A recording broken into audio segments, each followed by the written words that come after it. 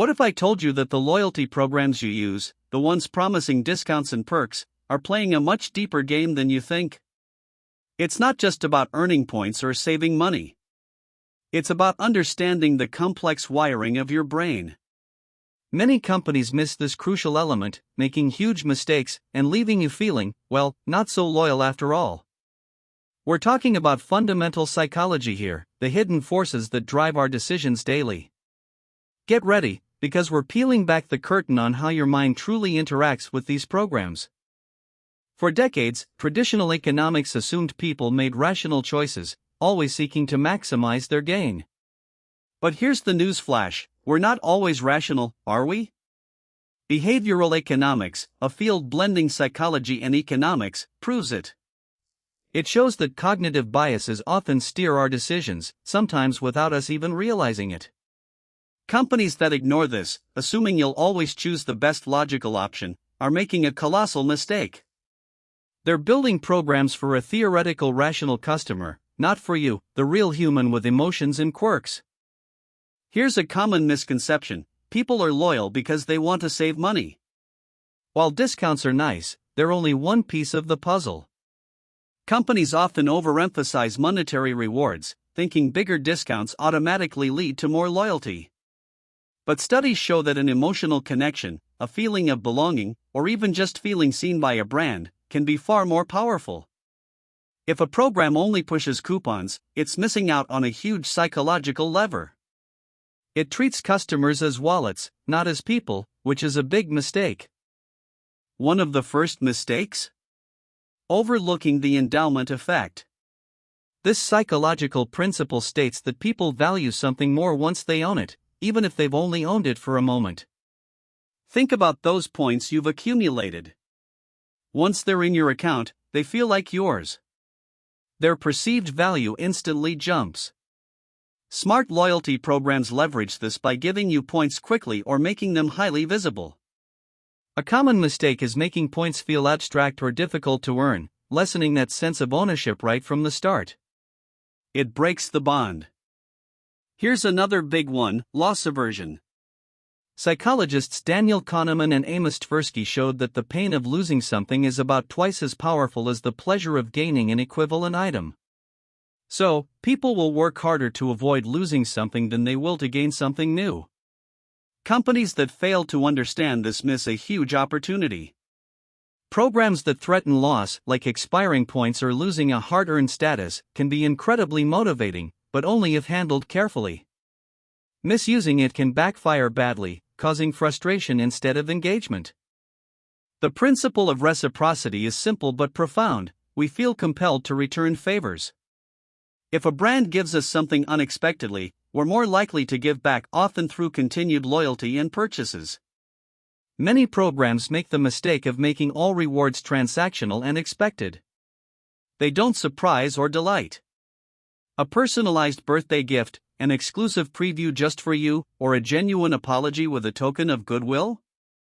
That triggers reciprocity. It creates a bond far stronger than any generic discount could. It's about human connection, after all.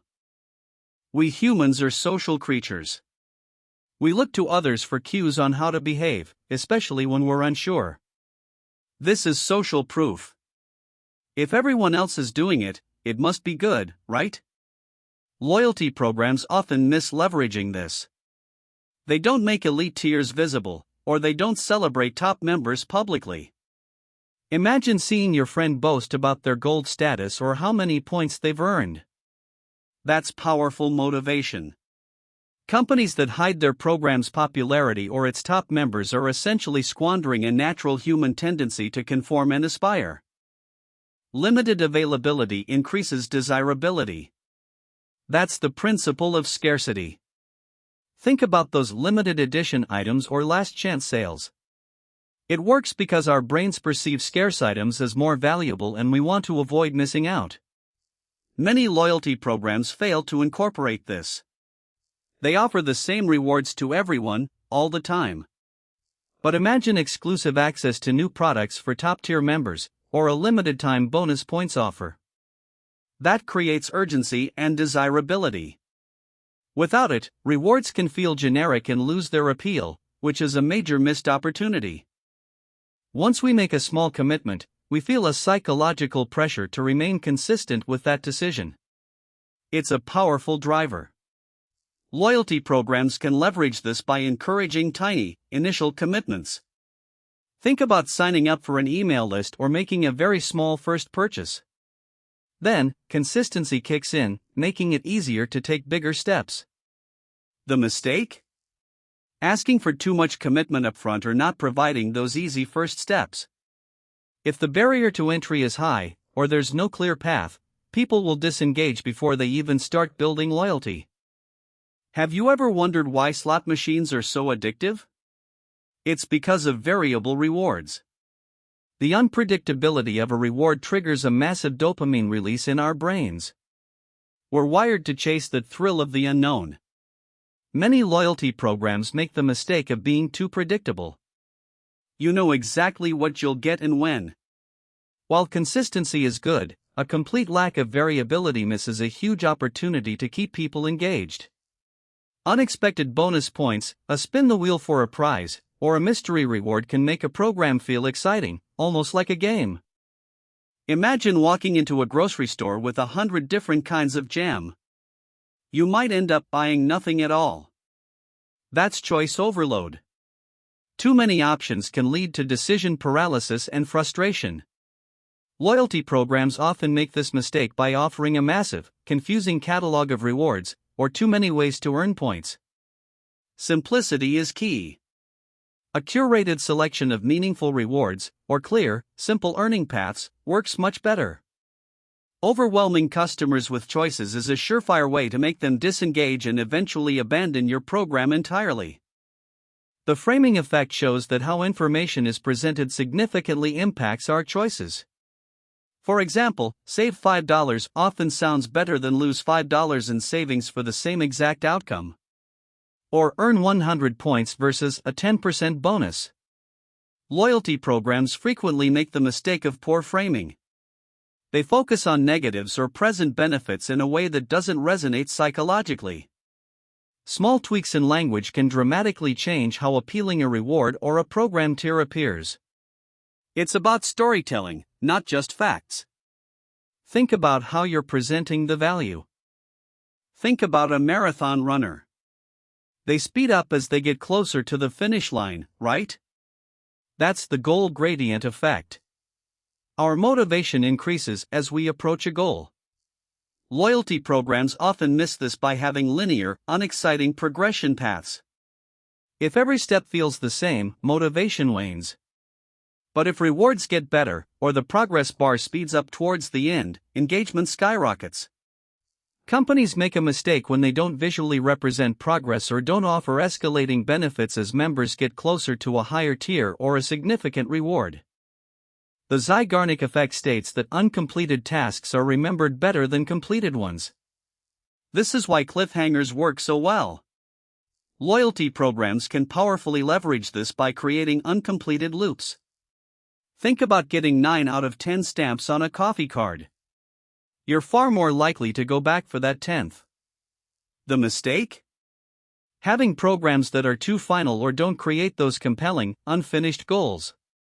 If a program doesn't give you something to strive for, something just out of reach, it loses a powerful psychological hook to keep you coming back. In a world flooded with generic marketing, personalization cuts through the noise. People crave to feel seen and understood. A loyalty program that sends you offers for things you genuinely like or recognizes your preferences without you having to repeatedly state them feels incredibly valuable. The mistake? Treating all members as a monolithic group. Generic emails, irrelevant offers, and a one-size-fits-all approach scream "we don't know you." This erodes trust and makes the program feel transactional, not relational. Personalization builds loyalty, anonymity destroys it, which is crucial, by the way. Trust is the foundation of any long-term relationship, including with brands. Loyalty programs often stumble here by having opaque rules, hidden terms, or points that mysteriously disappear. When customers feel deceived or confused about how to earn or redeem, trust vanishes instantly. The mistake is not being upfront about the rules, making redemption overly complicated, or changing terms without clear communication. Transparency fosters trust, and trust is non-negotiable for true loyalty. Without it, your customers will simply walk away, no matter how many points they have. Gamification, the application of game design elements and game principles in non-game contexts, can be incredibly effective. Think badges, leaderboards, levels, and progress bars. These elements tap into our natural desire for achievement, competition, and fun. Many loyalty programs make the mistake of being too serious, too mundane. They're all about transactions, not engagement. Injecting gamification can transform a chore into an enjoyable experience, making members want to interact more. If your loyalty program feels like a spreadsheet, it's missing a huge psychological opportunity. People crave to feel special, acknowledged, and part of an exclusive group. This need for status and recognition is a powerful human motivator. Loyalty programs that offer different tiers, silver, gold, platinum, and then visibly recognize members for reaching higher levels are leveraging this effectively. The mistake? Not offering clear status differentiation or, worse, not acknowledging elite members properly. If a platinum member gets the same treatment as a brand new sign-up, that feeling of exclusivity is lost, and so is a key psychological reward. Don't just give points, give pride. Friction is anything that makes an action harder. A complicated sign-up process, a confusing redemption path, or a clunky app, these are all forms of friction. People are inherently lazy when it comes to effort, especially for something perceived as an extra step. Many loyalty programs make the mistake of creating too much friction, which directly leads to abandonment. The easier it is to join, earn, and redeem, the more engaged members will be. Smooth, seamless experiences reduce cognitive load and encourage continued participation. This seems obvious, but it's often overlooked. True loyalty extends beyond transactions, it's about shared values and identity. If a brand champions sustainability, but its loyalty program encourages excessive consumption or uses cheap, disposable rewards, there's a disconnect. That mismatch can erode trust and alienate loyal customers who joined because they believed in the brand's mission. The mistake is designing a program in a vacuum, without aligning it with the core values and mission of the brand. Loyalty programs should reinforce, not contradict, what the brand stands for.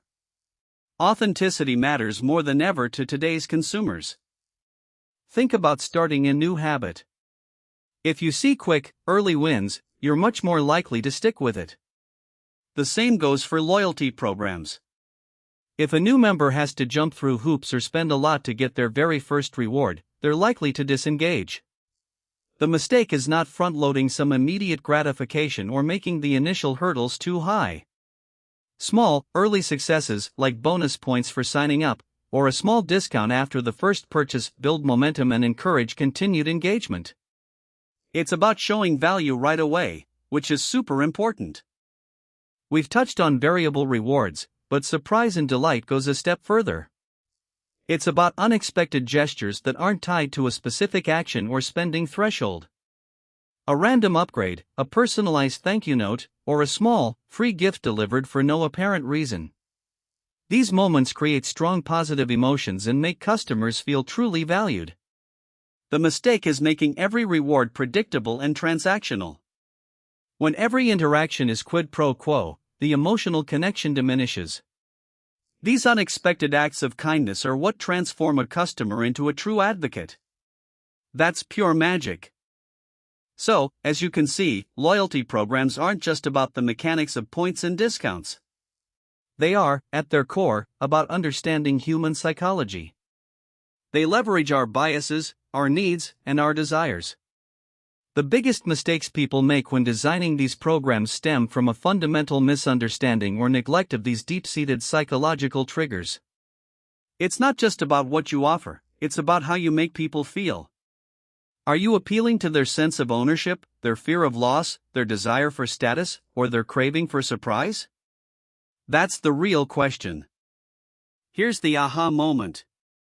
When we talk about mistakes people make with loyalty program psychology, we're actually talking about mistakes companies make about people's psychology. It's not that consumers are making mistakes in how they engage, it's that the programs themselves are failing to tap into the very human motivations that drive loyalty. The problem isn't with your behavior, it's with their design. Once you realize this, you start to see these programs in a whole new light. You understand why some feel great and why others just fall flat. It's truly eye-opening.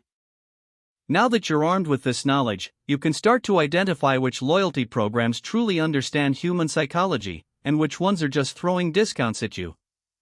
Look for programs that celebrate your progress, offer unexpected perks, make you feel part of an exclusive community, or tailor experiences specifically for you.